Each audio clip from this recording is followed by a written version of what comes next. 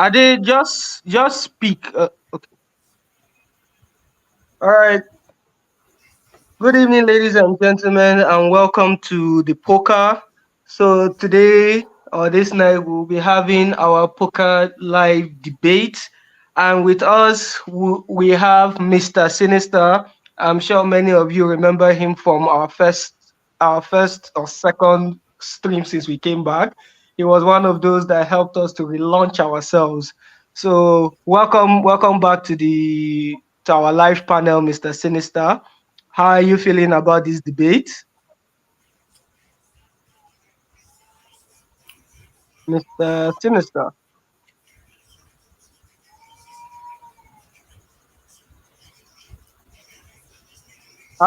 But as Mr. Sinister is coming along, we have his opponent today is going Yo, to be okay. He's here. He's here. sure, All right, sure. now nice to meet you. Nice to meet you again. Thank Nice you to be for back. thank you for gracing our occasion once more. And this debate will be special because you'll be challenging one of our very own, and he has Okay. refused to take a gaming name all this while. So we'll call him Oluwaseun Osatuyi. Nice to meet you, boss. Thank you very much. Nice to be here as always. All right Nice to then. All right meet then. you, my soon to be destroyed opponent. I like that. Yeah, I like that. Everything's getting set up. after you said true, there's only one end for you today. Oh, Okay. okay.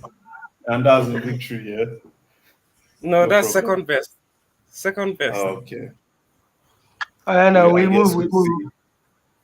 All right, then I'm going to explain how the debate is going to be like. We've actually run what do you call it, an initial version of it. It's basically a who did it better debate or who did it worse debate, depending on the topic. So basically, I'm going to ask you a question. We have 3 rounds.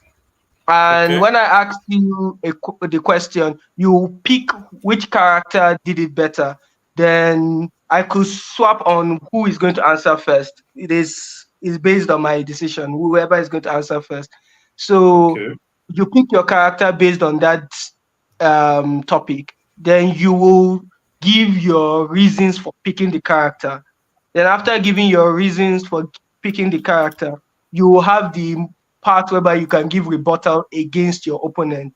So whatever your opponent mentions and you feel like does not apply to the debate or is a weaker defense in comparison to your character, it is in the rebuttal stage that you will mention it.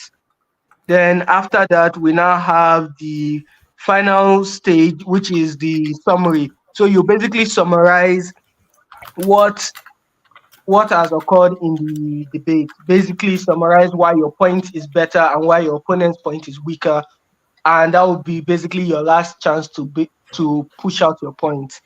I hope that's clear. All right. Yeah, that's clear. So you will be we'll have judges in the background that are going to be taking down your scores, and once they take down the scores they are going to give it to me and I will narrate out with the winner of the challenge. So I hope you're all ready. Yeah. Ready. Very ready. So for the stage one, you will have 3 minutes each to basically talk about your character. Then for the stage two, which is the rebuttal, you also have 3 minutes. Then for the final stage, you have 2 minutes. So we are going to and dive in directly. So the first question, are we all ready? Yeah. Yes. The first question is, which character across fiction has the most tragic backstory? I repeat, which character across fiction has the most tragic backstory? So I'll give the guest, Mr. Sinister, to let's 2 minutes to pick your character based on that topic. So Hmm. let's start. Just pick a character, and once you pick the character, say the character's name out. Okay, I think I'm going to pick Anakin Skywalker, aka Darth Vader. Starting very strong. So, Mr. Sheung, pick your character. 2 minutes to do that. It's across it's across everything like anime, movies, Yes, across books, right? fiction. Yes. Yeah, then I'll take Naruto. You pick Naruto. Naruto. That's interesting. Very, very interesting. So we have It, Anakin Skywalker versus Naruto for the character across fiction with the most tragic backstory. So moving straight into it, Ade, you have 3 minutes to tell us why Anakin Skywalker has the most tragic backstory. Your time starts now. Okay, so Anakin Skywalker, let's go. Nigga was literally born as a slave on Tatooine, had no father in his life. Just him and his mother, they were both slaves. And eventually, when he was discovered by the Jedi, as in life did not still end well for him. His mother was still later captured and killed by some people. And then he had this issue whereby he was the chosen one, but at the same time, he was like plagued with nightmares and dreams of him losing everything that was important to him, which he later lost.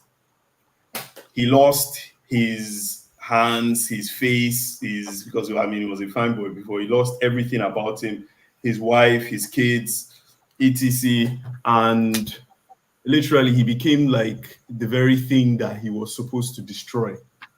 I mean, eventually there was like a redemption whereby he brought balance to the force, but I mean that literally led to his death, and he died while being like a monster that had terrorized the galaxy for years and years, and he never got to basically enjoy his family. So like right from the beginning to the end, his life was just a really sad story. Like he literally had no one at the end throughout his life. Those that he had, he lost either because of him or because of fate.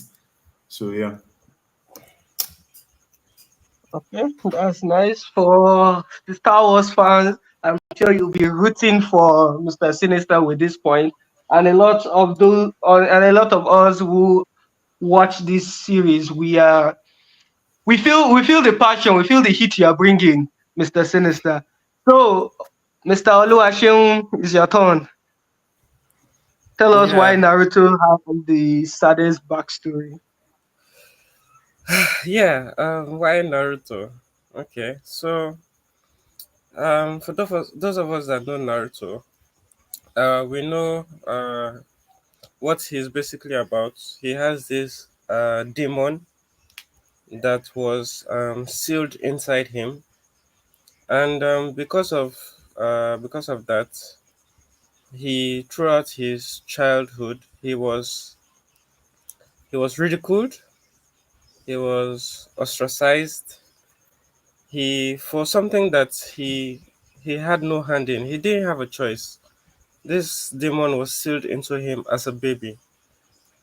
And because of that, the whole village, everybody was afraid of him. Everybody hated him. Everybody feared him.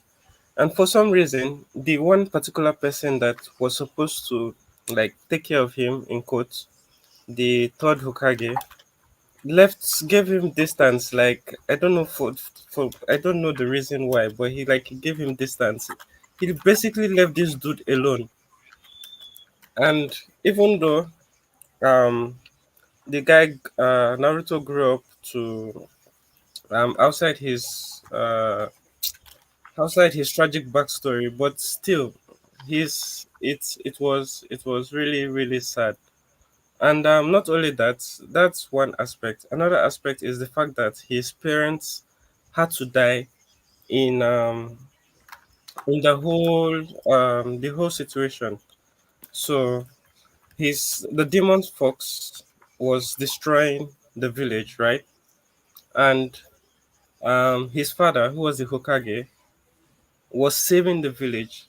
And in the process of saving the village, he sacrificed a lot by putting what the demon fox into his son and then at the end the demon fox killed him and killed his mother, Naruto's mother also. And yet with that big sacrifice, Naruto losing his parents at as a baby, to think that that directly led to the villagers hating him, man, it's just so sad when you think about it. It's just so sad. So yeah, I think Naruto's backstory is really, really, really tragic. Yeah, thank you.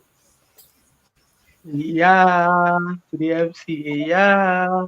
Basha, one of the things that made him become one of the greatest heroes in anime history.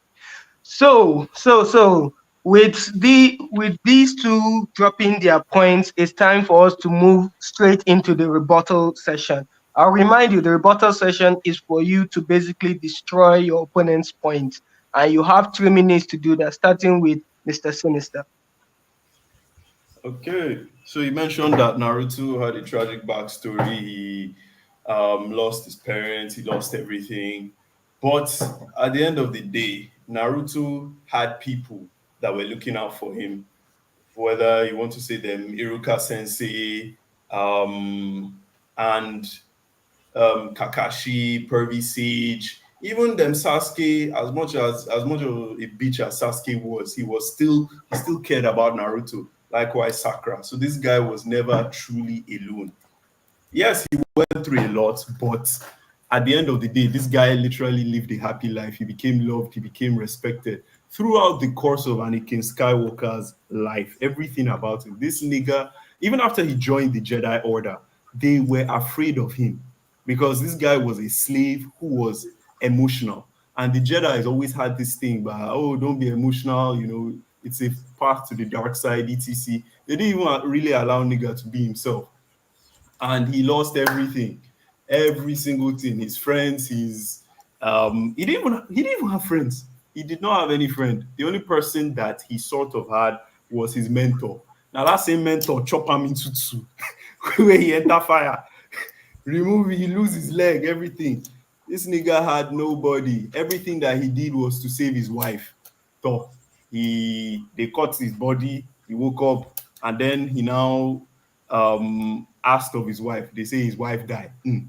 No kids, nothing for you. At the end of the day, Naruto, we have he had a happy life up to the point whereby they give us a fan fiction in the name of Boruto. So I mean, Naruto, his own, you can still say there was light at the end of the tunnel. Oh, Naruto, where is Anakin Skywalker? He's at the bottom of the. The guy literally fell to his death, and nobody literally remembered him. Who even knows anything about him? So now you can say that Naruto's backstory is like, number one, he was never truly alone, and there was still a happy ending. Darth Vader was always alone, and he never had a happy ending. And time. Thank you very much for that rebuttal. And when you actually remember him, we the fans will remember him. We remember him, Yeah. and that's what's But he no important. get babe, he no get anybody, he no get sharp. All the best. Now, without wasting much time, let's move into the rebuttal from Oluwaseun. Okay, thank you. First off, we're talking about tragic backstories, not how their lives ended. Okay, so let's forget about the light at the end of the tunnel. All right. Or if we want to be positive, we can look at Anakin Skywalker being, or whatever, all the things that happened to him, molded him into being one of the most powerful beings in the Star Wars universe. Like everywhere he went, he was revered, he was feared. He was one of the most powerful beings. So let's not look at the positives. If we want to do that in the future, we can do that for both of them. Then you said nobody cared for Anakin Skywalker, while people cared for Naruto when he was growing up. But that's not true. If you um, if you observe very carefully, his master actually cared for him. Obi Wan Kenobi actually cared for him. He actually tried his very best to make sure that Anakin does not go to the um to the dark side. It's just that Anakin decided not to take the high road, or was it he decided to take the what high ground? I cannot remember it, but um, it was his fault for getting chopped into two. That's my point. But his master actually cared about him and looked after him. So there's that. Then you said there was nobody. He's you said his parents got killed, his wife, his kids. Sorry, please. Correct me if I'm wrong, host. But is Luke Skywalker not Anakin's child? Okay. And did Luke Skywalker die? Interesting. He died maybe later on. I'm not sure, but Luke Skywalker was his child. So he had somebody to to carry on the Skywalker legend. So if you think about it, and it was kind of a redemption arc for him towards the end with his children. So he also had a good ending. But we're talking about tragic backstories, and if you compare mine to And yours, time, it, and time. Thank you very yeah, much for that. Thank you very much for that. And yes, he mentioned, it's over, Anakin. I have the higher ground. Can never forget that yeah. line in that point. But yeah, Uh, with those two, we will now be entering the third stage, which is the final summary. Remember, it's a summary. You are just taking your points, the weakness of of your opponent's rebuttal, mixing it together to give a 2 minute summary. So we'll be starting with Mr. Sinister. Your time starts now. Okay, so I've heard the things that my good friend has said, and some of the things that I have to say are yes, the he had a mentor who cared for him, but that is literally one of the themes of tragedy. It's tragic that somebody had so much love for his student, but still ended up having to slice him. You know, everything went well. There was some love and respect for him, not as much as Naruto's own, but yes, there was some love and respect for him, and it all tragically had to go a certain way. Whereas in Naruto's story, I would argue that whatever tragedy that occurred in his life, there was much more happiness, much more light and joy. The overall theme of Naruto and Naruto as a person is an individual who is very happy. And when it comes to tragedy, the kind of things and the emotions and um, the emotions and the kind of things that Anakin Skywalker went through and also lost, right? Anything Naruto lost, honestly, it wasn't even he lost it before he was even born, in a sense. Like it was while he was still a baby and everything. Whereas we saw this loss with Anakin Skywalker, we experienced it, we lived it. So I would say that the tragedy that Anakin experienced hit deeper, and that's what I have to say. And just with 2 seconds left on the clock, everybody in the chat, take note. Love is a form of tragedy. Mr. Sinister 2024. Noted. Nice.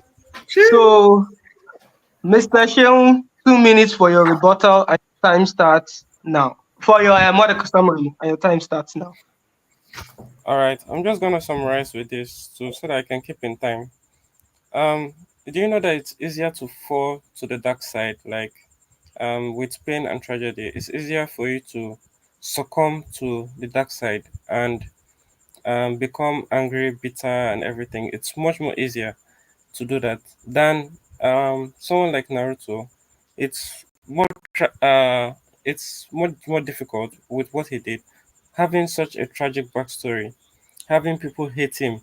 Yet, despite all that pain, despite all that tragedy, he's still able to laugh, he's still able to love,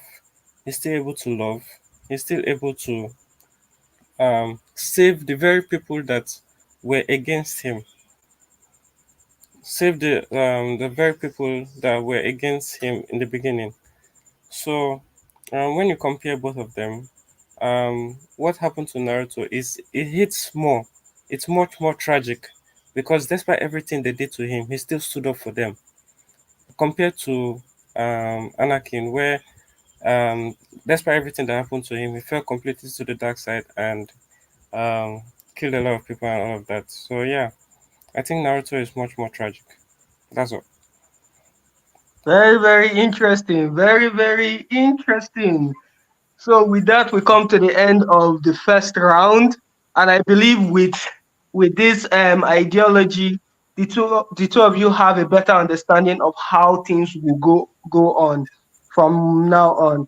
Our judges are taking notes of your points and the delivery, and also the truthfulness of the points and the relevance. All those will be put together in order to make a full-on point delivery and calculation of your scores. Well, thank you very much for staying tuned. And also to our viewers, please write in the comment section, put down which fictional character you believe had the most tragic backstory. Thank you very much. So we'll be moving to the second one. The second round is, should I say, quite an interesting one we have here, and it goes as thus: which movie series or franchise had the dumbest conclusion? Which movie series or franchise had the dumbest conclusion? So, giving a bit more explanation, what we're expecting is a series that had so much hope, that was going fine, but when it was time for them to end it, they did they did rubbish. And spoiler warning to anybody in case a series is going to be mentioned and you're following a spoiler warning, just note it down. So we'll be starting with Mr. Oluwaseun to give us his own question, his own point. So you have 2 minutes for I that. have okay. That's what I wanted to ask. I have 2 minutes for that. So Two I'm trying minutes to to think now. yeah, yeah. Can you giving me 30 seconds, 1 minute when you get? All right, all right. Can you do that for me? Yeah, yeah, yeah, yeah, yeah. Let me think. Um,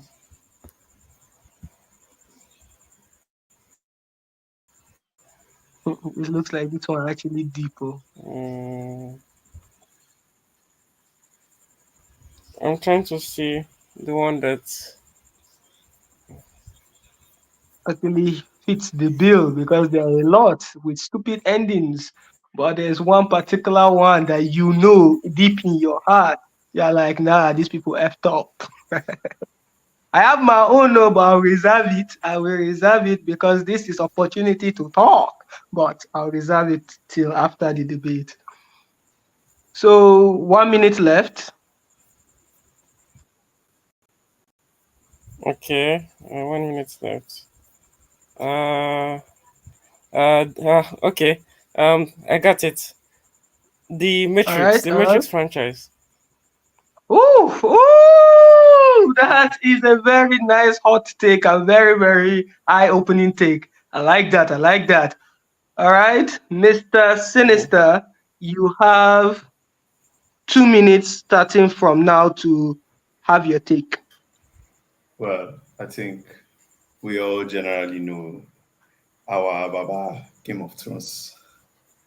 Ooh, ooh, nice. Two very massive franchise.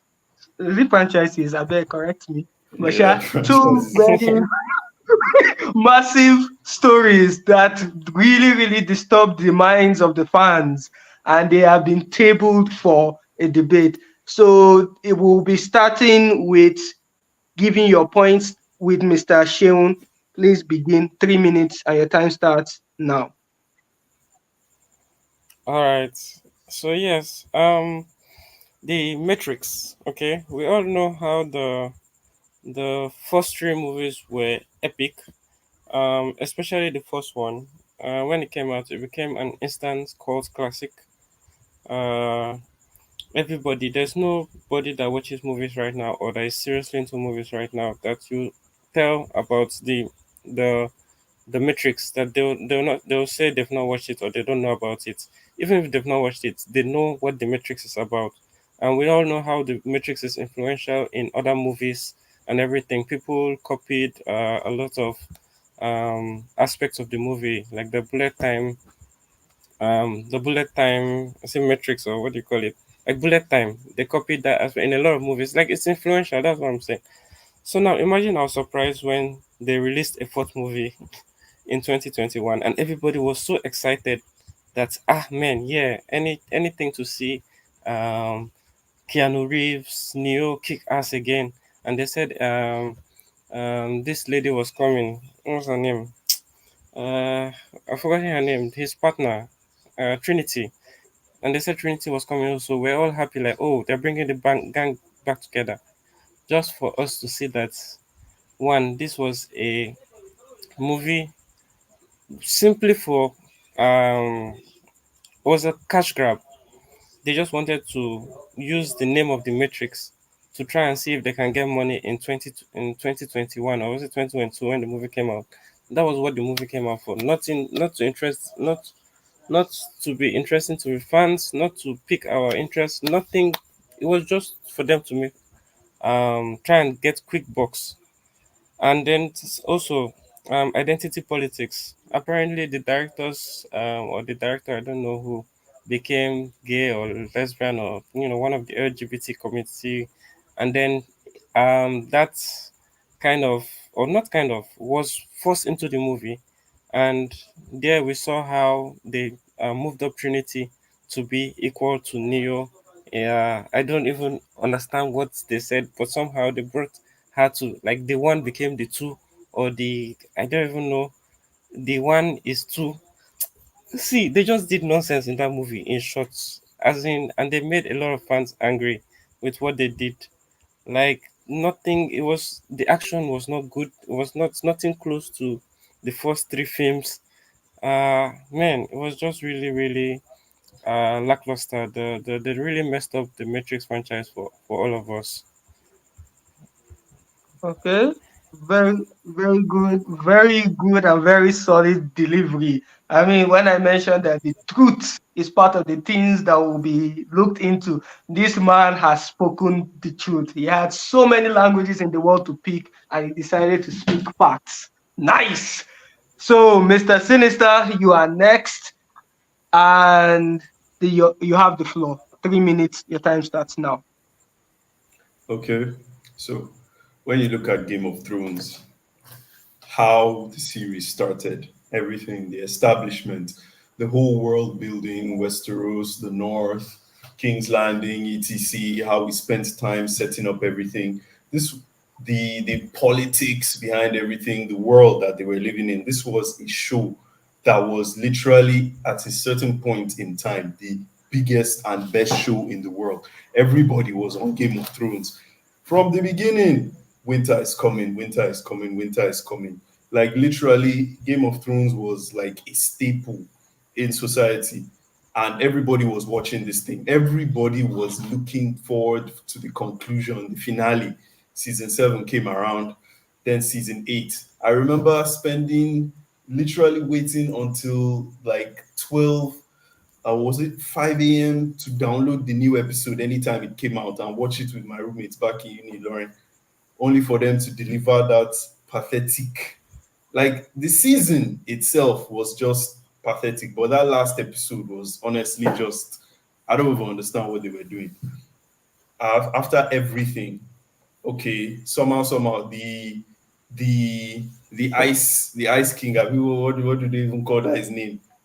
Nigga was literally what just stabbed in the back by what's her name again? Sorry, could you please remind me? Um, Arya Yeah, Stark, I'm right? not ready. Yeah, yeah. I'm not ready. yeah, Hey, Arya hey, Stark. host, are you allowed to do And that? then, well, anyway, he was literally just stabbed in the back by Arya Stark. And at the end of it, who was the king on the throne? Braun, the cripple. I mean, not like I have anything against this thing, but it just did not make sense whatsoever. All of them literally just came, they sat down around the table. Then, well, okay, they told us that Jon Snow is also a Targaryen. For what? So that he can go back to the north, because that's literally what happened at the end. They gave us that information for absolutely no reason. They set up so many things only for them to just literally give us that sad excuse for a last episode. So Damn. yeah, I feel that Game of Thrones is honestly a masterclass in how to fail and how to fuck up. Woo, Yeah, because woo. you literally had everything only for you to just deliver that. So now, man, Time, that's just and perfect to me. time, and time. Ooh, we are getting massive quotes today. So I need to get my pen and jotter. Game of Thrones is a masterclass on how to feel. Damn, Mr. Sinister 2024. Full stop. We like it like that. We like it like that. And with these 2 points drop, we are entering the rebuttal session. So I hope you guys are ready because you've dropped heavy points and it's time to crash each and every one of your points down. So we'll be starting with Mr. Sheun. Your time starts now. 3 minutes. Go. Okay, so first off, I will start by saying that for season 8, we can understand what happened, um, and we cannot really blame the writers and everybody for what happened. Now, why? You might ask why.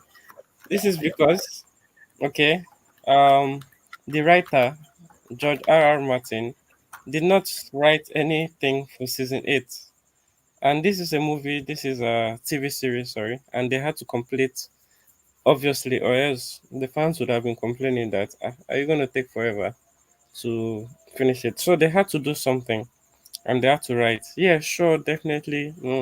We'll say that it wasn't really, all that, but it was okay. It was a good. It was an okay ending. Now, in movies, there's something called subverting expectations. Okay. Um, it's like a plot twist. All right. Now, everybody was expecting Jon Snow to kill the Night King, right? So they decided to subvert our expectation, surprise us, get us talking, and that's what happened, didn't it? So in a way, the writers, they played us. So they played you guys. So uh, Arya killing the Night King, there was absolutely nothing wrong with that. It's what the writers went for, and that's what happened. Fine, good and fine. Then you mentioned, what else did you mention? You mentioned how Bran became the to sat on the Iron Throne. Well, he was the best person if you looked at it, apart from Jon Snow. But Jon Snow has always been, uh, he has always been not that person. Apart from that name drop that he was a Targaryen, but has always not been that person to lead. He has always not been that person. Like, yeah, his character can lead, but he's always that person. I'm gonna serve you, my queen, my queen. I'm gonna serve you, my queen. You get. So he was always that kind of person. It wasn't really. Bran was the best person. Bran had the sights. He had the. It was okay. It wasn't that bad, to be honest. People had taken it to be really terrible, but the ending of Game of Thrones wasn't that bad. Yeah. Thank you. And time. Oh, just at the nick of time. Nice. So, Mr. Sinister, your 3 minutes begin now. Okay, so looking at Matrix Revolutions, and yes, that was not the strongest addition to the franchise. But playing devil's advocate, I would say that it's actually brought a bit of an interesting perspective, because I mean, so many years had passed, right? And it was interesting to see, because at the end of the day, okay, if we should remember the last movie in the Matrix, we actually don't really know what happened to Neo and Trinity in the end, right? And then you have this movie coming up, and basically Neo is being scammed, right? In a sense, like basically he's plugged into the system, and he thinks he's a just a computer programmer who developed this game and everything. And like it was interesting to see everything in modern day, how this guy who was the one had literally just been reduced to, I mean, just somebody plugged into the system. And I mean, it was a plausible explanation for what he had become. And honestly, I feel like it was really interesting to look at least most of the movie. And as terrible as it might have been, I feel like it could have been the start of something. But I mean, except for the fact that somehow the one became the two. But then, I mean, his babe was with him throughout the entire this thing. And I mean, sure, let's give her some as well. I mean, I'm not too mad at it because at the end of the day, the system is something that if you have the enough imagination and enough, will I say, will and drive, then you can literally manipulate it and turn it into whatever you like. And the action sequences were not bad. I mean, it was exciting to see Mr. Smith again. And number two, the Matrix Revolutions. I mean, I don't know. Would we really say it's a conclusion? I don't know if it falls under conclusion per se. It seemed like the start of something new. So yeah, I think it's not as terrible as people give it credit for. And it's actually something that could be a bit of a refresher after many years and years watching that. It's just like, okay, I mean, it's not so bad. Hmm, hmm, hmm, hmm. Okay, okay. The comment sections are wilding. They are wilding at the statements both of you have made. So, moving on quickly and trying to settle this debate down, we'll be going straight to Mr. Oluwaseun, and we want you to give your summary of Hello? the debate. Yeah, so your 2 minutes, your time starts now.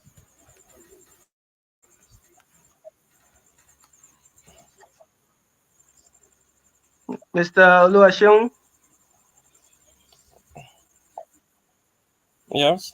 Mr. Seun, yeah, time started, but It's not, it starts now for the summary. okay, all right. So now we're talking about the worst movie endings, right? Now, if you go and check the statistics, okay, I want you see that Matrix Resurrections, that's the last Matrix movie, was a flop. Was a flop.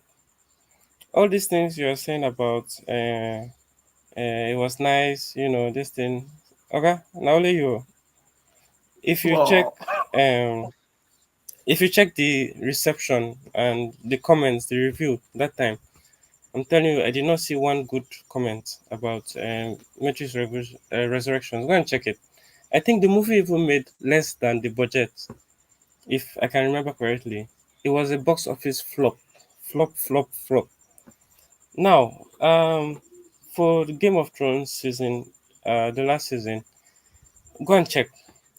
It was mixed reviews.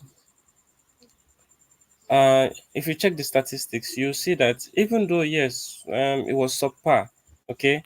Now the thing about Game of Thrones is that season 1 to 7, this thing, were like 9/10, 9/10, 10/10, 9/10, maybe 8/10.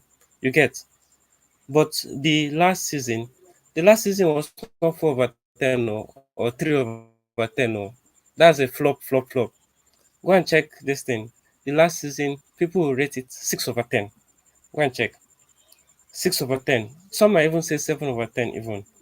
It was according to like a movie, a series, it was okay. Just that from where it came from, season one to this thing, it really fell below par. But go and check Matrix Resurrection, bro. 3/10, 2/10. That's the ratings that you're going to see. It was really bad. People hated it. It was terrible. It was a bad ending to the Time. franchise. Mr. Oluwaseun, time is up. You are giving very good points. Sorry to cut you there, but your time is up with that. So we'll be moving to No problem. Mr. Sinister. And before that, I just want to mention that statement. Oga, na only you. That one enter me. I don't know if he enter Mr. Sinister enough, but that one enter me. So, Mr. Sinister, 2 minutes to give your review, your summary. Your time starts now. Okay, so my man here is talking about reviews and ratings. Now, one thing you need to consider is the fact that The Matrix Yes. Resurrections is literally just one movie. It is just one movie, you just watch it one time, finish. Whereas Game of Thrones, it is 8 seasons. And what was the question again? Remind me, Mr. Host, which is which The series worst or movie, movies or franchise had the most tragic ending, right? no, the worst, the dumbest ending, dumbest ending. Now, if you look at Game of Thrones, you can only fall when you are very high. You understand? Game of Thrones was literally like at the peak, at the top. And you look at all the episodes, all the ratings of the episodes. I think that last finale, the rating should have been like 4 or 3 over 10. If you look at all-time highs, right, of previous seasons, and then the final low of the final season, then you have to say that that is the dumbest ending because it literally went from complete height to the very bottom. So, in terms of a complete failure to a franchise, then I would say that Game of Thrones did it worst. Oh, Whereas the Matrix Revolutions, like the movie did have mixed reviews. I don't know where you are getting your own rating from, but maybe it's between you and your family members, or I hey, don't know. oh. Matrix Revolutions had mixed reviews, right? And Game of Thrones is a series that everybody can say was really amazing, right? But all of every single person can agree that the final season was just not it. And especially the final episode. Like these niggas And literally did not even. time. Thank you very much. It looks like you both have a lot more to say, but we have to keep to the time. It's part of the debate and so on. So before we move to the last question, I want to ask the two of you, how are you feeling about the Wait. debate? Did you give me my 2 minutes? Yes, yes, you did first. My 2 minutes for summary. Yes, that's what you did before him. Yeah. No, that was rebuttal. No. You are done with the rebuttal. You are basically the start for this Mordecai round. Yeah, Mm-hmm. I believe that. Don't worry, it's the hot blood to Okay. say something back that is holding us now. But I want to ask, how do the two of you feel about so far the statements that have come in as we prepare for the third question? What are your thoughts so far? So I'll start with Mr. Sinister. Well, I mean, I like the ideas that my guy is bringing up. He's opened my eyes a bit, but I believe that I've opened his eyes more. So, yeah. Nice. What about you, Mr. Film? Yeah, this is some good competition that we're having over here. He has good knowledge um of his characters and his movies and everything, and I'm enjoying this debate. All right then. So we'll be moving on to the last question. And the last question goes thus: which character across fiction is the best representation for the concept of revenge? Which character across fiction is the best representation for the theme revenge? Which character did it best? Who took his revenge the sweetest? So we'll give you 2 minutes to think about your character, starting with Mr. Sinister. And your time starts now. 2 minutes to think about your character. So begin. Dun dun. Hmm. Most vengeful characters. The one we run out best in terms of revenge. And you see how he sweet start. Okay. Can I give my? Yes, you Yeah, I can. You think I'll go can. with this. I think.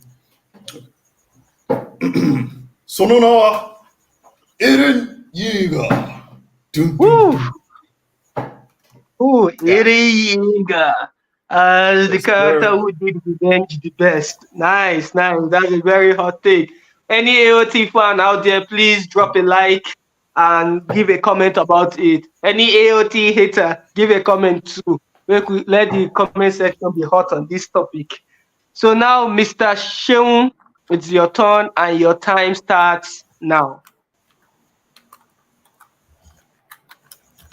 Hmm. I Dun, have dun, dun. two characters in mind, but is it like revenge to one person, or revenge like his whole this thing was revenge? Well, it's how you in this case is it could be both, but it's more of who did revenge best. That when you look at how vengeful he was and how he ended up, should I say, doing the revenge, he do am mad, and it was eye catching. How ruthless, how sweet, all depends on how well which you are going for. And since you have two characters, please endeavor to give us one. I have this character in mind, but I don't know. Can you help me with his name? Is that allowed? Is that allowed? Who are these guys? Hey, we have not started. We have not started now. It's okay. Ah, Fujat, Yeah, you said. Fujat. Uh, Yeah, I'm I listening. I'm think listening. is it Kurapika that has the yellow hair in Hunter x Hunter? Is I will it? believe there are a lot of I wouldn't characters with know. yellow hair.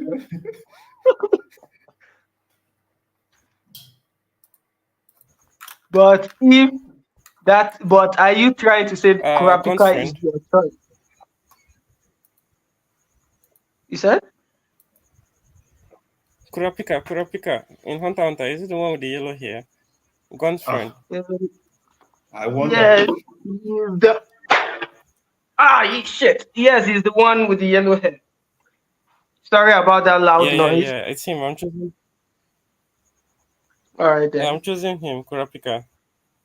All right. Very nice, very sweet. Sorry about that loud noise if it was heard. My apologies there. So we are going straight into the session. So, Mr. Sinister, you chose first, so you begin now. Okay, so my Hmm. man Aaron, I don't even know what I need to say regarding this guy. A man who literally I beg, talk, committed or talk, talk, began talk. to. Ah, it's my turn to talk, Chairman. Easy. Anyway, our man who committed literal genocide, or at least attempted to commit genocide, for the sake of everything that happened to him. This was a guy who, from the moment he was born, like ever since he lost his mom to Titans, this guy's life has literally been about killing Titans, killing all the Titans, until he found out that those who orchestrated everything were the people from Marley, and the rest of the world are their enemies. And he said he's going to fuck everything up and kill everyone. So literally, I don't know any other character who has basically gone to commit genocide in pursuit of their revenge. So yeah, honestly, I think it speaks for itself. The fact that Eren literally tried to destroy the entire world, or rather, kill everyone in the entire world by unleashing the rumbling. Interesting. Yeah. Interesting. That's a very heavy point. Heavy point, if I do say so myself. I mean, to vex so much that you carry go genocide. Nice. But So, we move to Mr. Oluwaseun. Your time starts now. 3 minutes. Begin.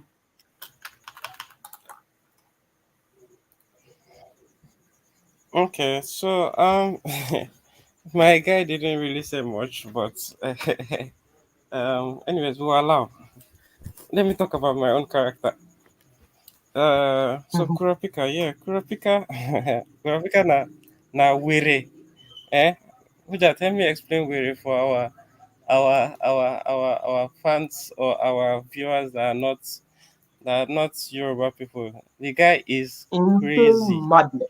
It's crazy, bro, bro, and we can understand why actually.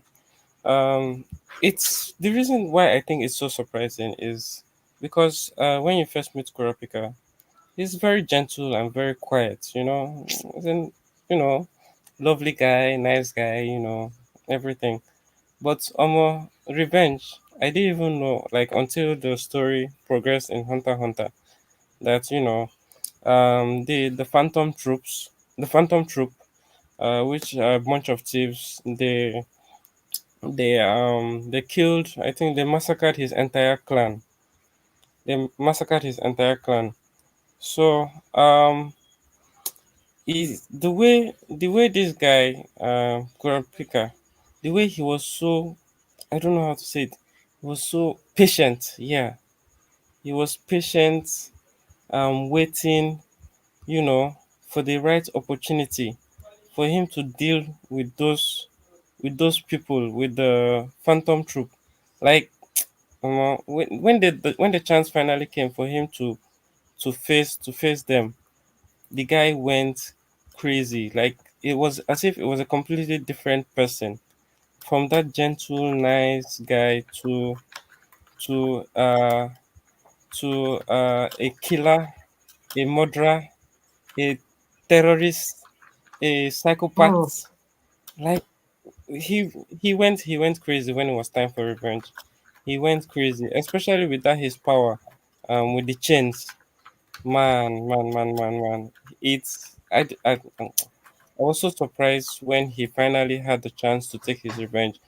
He changed completely from his gentle self to a crazy guy. And imagine he sets a rule to himself such that one of his moves can only be used on the Phantom Troop.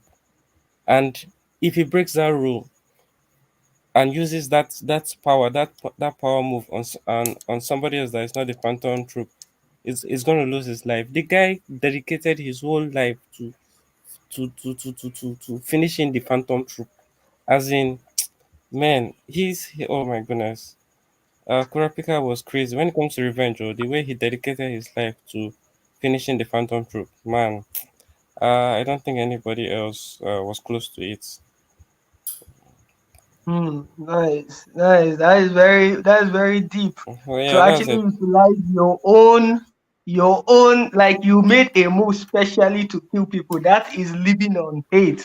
We have somebody we know as To Phantom. You kill should the take one Phantom or Troop. two notes from Kurapika, how to live in spite. All right. So now, two very beautiful points, two very heavy and decent points to consider. So we'll begin the rebuttal session, and Mr. Sinister, you're up. Okay. So one thing I would say is that like he gave some good points regarding Kurapika and everything, especially how he had like laser focus and everything. But one thing I would say, right, is the fact that Kurapika, his own revenge is targeted towards a specific group, whereas Eren, in a sense, actually just wanted to get revenge against the entire world. He was ready to sacrifice any and everything in order to get his revenge. Number two, Kurapika still like had sense, like some degree of calmness in his approach and some degree of calmness in his approach and regard for like people and everything. Whereas Eren literally just did not give a fuck who he killed, whatever he did to achieve what he wanted, you know? And in fact, like literally, even though what's the name? Kurapika didn't even kill every single member of the Phantom Troop. If you think about it, like nigga, he killed Uvogin. Then the others, he placed restrictions on them. Sorry, he placed restrictions on them, and then he allowed them, and they went. They, so Ooh, literally, they could ooh. go and live their own life happily, no problem. Eren no send.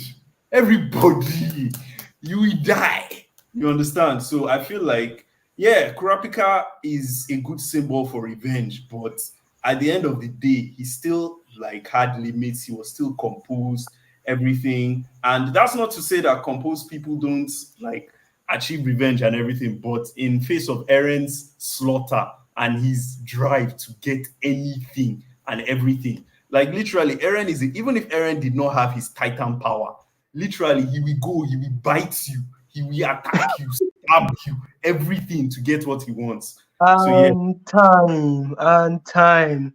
Looks like you actually want to push out that Aaron energy there, giving us a rumbling in this live debate. Nice. For those of you that did not laugh at my joke, God is watching you and thunder fire you. But we move regardless. We move regardless. Mr. Oluwaseun, it's time for your rebuttal. So begin. Okay, yeah. Sorry, my network was not good, so I didn't really hear everything that he said. But the few that I heard him say, I'm going to talk about it. All right. So, first off, he mentioned something about Erin no really sent, anybody, whatnot. Please, I beg.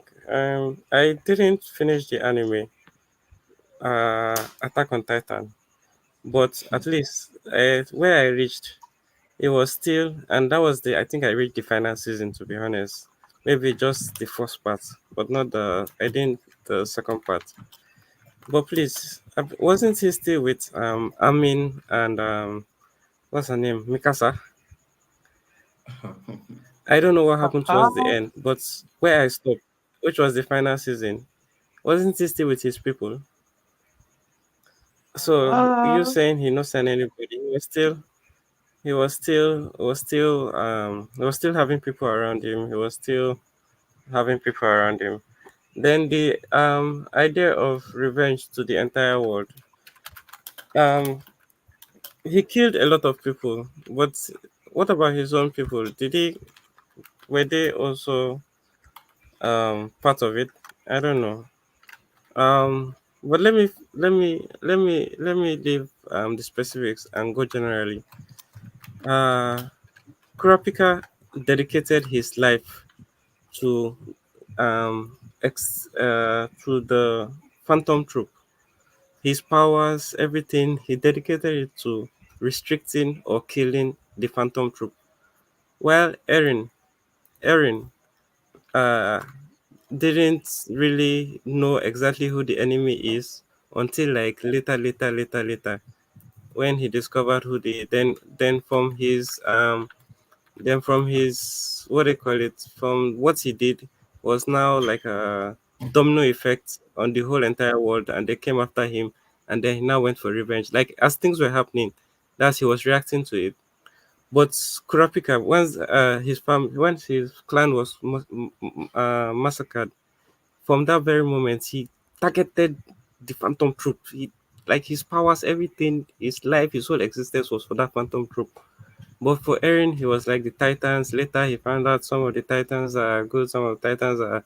So when he now, I think, destroyed this thing, other people, like, it was reacting to things as they were happening. It was not as intense as Kurapika's own.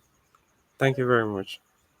and with just 2 seconds left, he lands with his point. Nice, nice.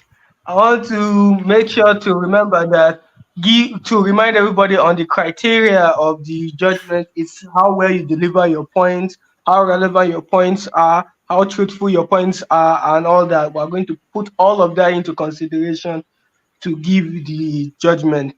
So, moving to the last part, which is now the summary, we'll be giving Mr. Sinister the floor to talk. Mr. Sinister, you're up. okay. So, with everything that has been mentioned and all, I see my friend is not too updated with regards to the situation going on in Attack on Titan, because you said Eren is still with Mikasa and Eren. Still, sorry, Mikasa and Armin. Still with who? Since season 4, part 2, they literally nigga has cut them off for the sake of everything that he wants to do. And you said Eren was reacting to things as they were happening. Yes, that is true. But he reacted with double and even triple the amount of intensity. You understand? Just because his enemy, his targets kept switching in Eren's case does not mean that his energy declined. In fact, it even doubled and tripled. Yes, initially he wanted to kill all Titans. He went there with complete intensity. Next, it was the Marlians. Then it became the whole world. And in every single way, Eren was ready to eliminate everything. And he abandoned them, Armin and Mikasa. At the end, it was literally them who had to kill him, who had to stop him in what he was doing. Eren's pursuit for revenge. Like you forgot why I said that. Literally, the Phantom Troop are still alive. You say Kurapika dedicated his life. Eren gave his life. Kurapika came. What's his name? He dedicated his life trying to kill these guys. He didn't even kill them. He let some of them leave, provided that they don't use Nen again. Okay. After you killed my entire this thing, Kurapika they killed his whole clan. Eren they kill his mom. See, everybody die. You understand? So when it comes to it, Eren is literally a mad dog who, regardless of who his target is for revenge, he will literally destroy the whole world in order to get what he wants, get those that got him. I guess whatever the English is hard. So yeah, and Eren is ready to kill any, like literally when he came up in Marley after that guy declared war on Marlians, he killed everybody, all the children, everybody. The cycle of hatred continues with Eren, and Eren literally does not give a fuck. He's an emotionless monster who will kill every single person for his ideals. Whereas Kurapika, like you said, he's still calm. My guy still believes in God and second chances. Nothing like that with Eren. So yeah, literally at the end of the day, they had to Eren's friends, his friends had to kill him in order to stop him. You did not see when he beat, you didn't watch, sorry. You did not see when he beat the shit out of Armin. He beat the shit out of Armin and told Mikasa that she doesn't have control over her body. She's just somebody who is there to serve anybody who controls the founding titan. Are you kidding me? Eren is like, fuck all of you, bros. I am literally like, I'm going to destroy everything and everyone. So yeah, that's my own point. I bet And that's been that something was for quite you. the battle. He came with you with Yeah. the same energy Eren went to Mali with. Well, same, somewhat. But Sha, he still came with you with energy, and that is what we're expecting from you. Wait, sorry, So, do I have a few seconds left? no, it's done. Fuck. Mr. Oluwaseun, you are next, and your time starts now. Yeah, you mentioned that what do you call it? Kurapika leaving the Phantom Troop to go. He said because they are alive, his mission wasn't completed. But boss, in their world, if you cannot use Nen as a hunter or as one of the thieves, if you cannot use your Nen, you are basically dead. So it's like how do you call this thing? The living dead. So like you're dead and you're still walking around. You don't have use. So all those people that he left to go, but I think he used his chain to put something in their heart that once they use Nen, they're gone. They'll transfer from the living dead to the dead dead. So uh, so this man is cold, he's calculated, he's ruthless, he's unreasonable. Bruh, forget the gentle. That's just an exterior. Forget the general the general thing you're seeing. Forget that that's just it's a mask, but inside, b- man had one mission, and he completed it, and with focus, complete laser focus. So yeah, that's it. My guy was really focused when it comes to revenge. All right, then. Very beautiful point. Very apt and calculated point there. So our judge will soon join in. We're giving him about 6 minutes to collate everything. He will soon join in. So I'll ask that he be added from the back room. So while he is working on that, let me just give a few of my thoughts.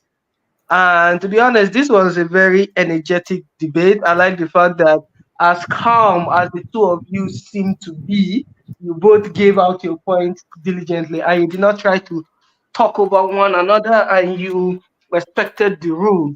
But Sha, for that number two question, me, I have my own, which I must say before the judge comes in, and that is on the aspect of the movie franchise series that had dumbest ending. And I will say it out. Everybody knows me for this hate, and that will be Akame ga Kill. That had to be the stupidest, the worst, the most annoying, the most insanely heart wrenching and painful ending.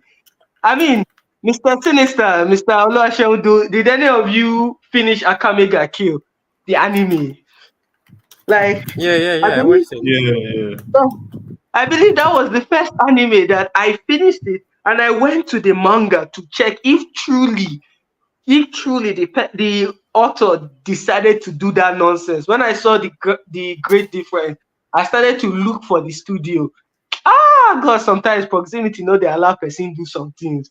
Because if I had found the studio, they will explain to me why it ended in that horrible manner. Tatsumi was not supposed to die, and him choosing death for only God knows why, after unleashing Incurcio level 2, had to be one of the stupidest things that they could have thought would make sense. Like, I swear. he you realize that the entire Emperor armor was falling down.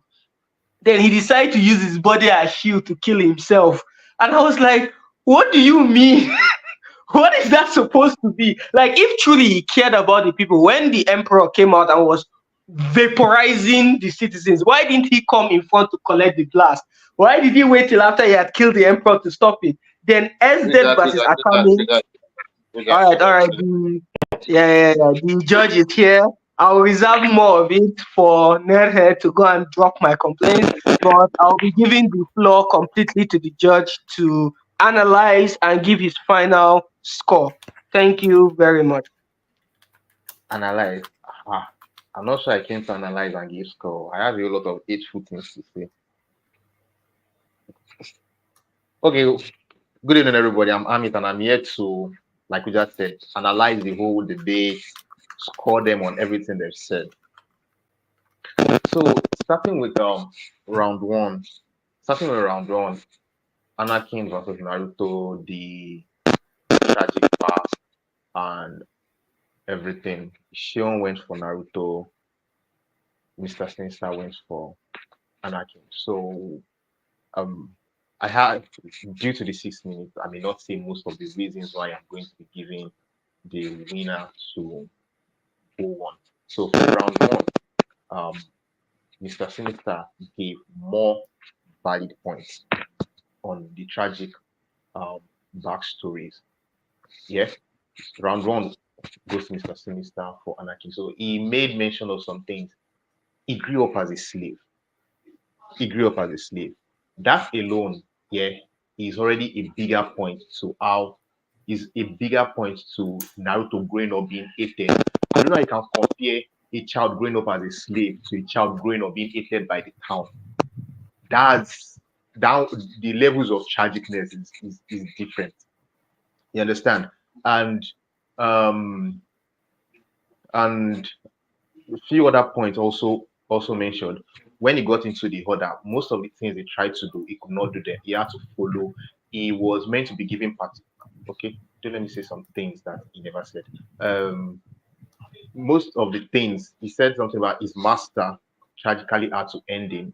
The master that loved him had to end him, and what else again? He lost the people that he loved again. These are things that happen real time with him. You understand? He experienced all this. You get so the point here when it comes to tragic backstory, Sheon did say something that made me think. He said something about him having a child being like a compensation for something. And to me, having a child doesn't even compensate for you be growing up as a slave or having everything, or you grew up as a slave, you got something, you also lost everything all over again and became the villain. So, and one other thing that was said was he had to become okay. I think that's a no answer. Yeah. Though Sheon did actually made some Sheon did made some valid Sheon also did make some valid points for Naruto. It's not easy for a child to grow up being hated. Yeah, it's not easy for a child to grow up being hated. His master was neglectful of him. You understand? So those are actual valid points, but I don't see any of them being compared to what was being dropped for Anakin. So with those little points, those are the reasons Mr. Sinister won. And for the second part, for the second round, which was what is it again? Movies or franchise with movies or franchise with movies or franchise with a dumb ending. Yeah, these are this part had me laughing throughout because they were giving points. Some points made sense, some points were more, or let's just say I believe 80% of the points given were more. It's not personal, but it was just more banter. Now, um, Mr. Sinister did say something about Game of. This is something about the Matrix. He said you need to be high to fall. That's like an indirect jab at Matrix not being a high achieving franchise. Meaning, if they were high achieving, they never actually fail. But one other thing again, you don't necessarily need to be high to fall. You understand? And one more thing, both debaters actually went out of line. They were meant to give reasons why this particular movie or this particular franchise had a dumb ending. But what we were getting was why this movie is trash, why this franchise is trash, and why that franchise is trash. You understand? So now for that, yeah, I don't believe Sheon gave a way. I do believe Sheon gave way better point for the whole matrix. He brought up the identity politics. He brought up he brought up the reviews. He brought up the reviews and the ratings that most people didn't even enjoy the whole. Most people didn't enjoy the whole.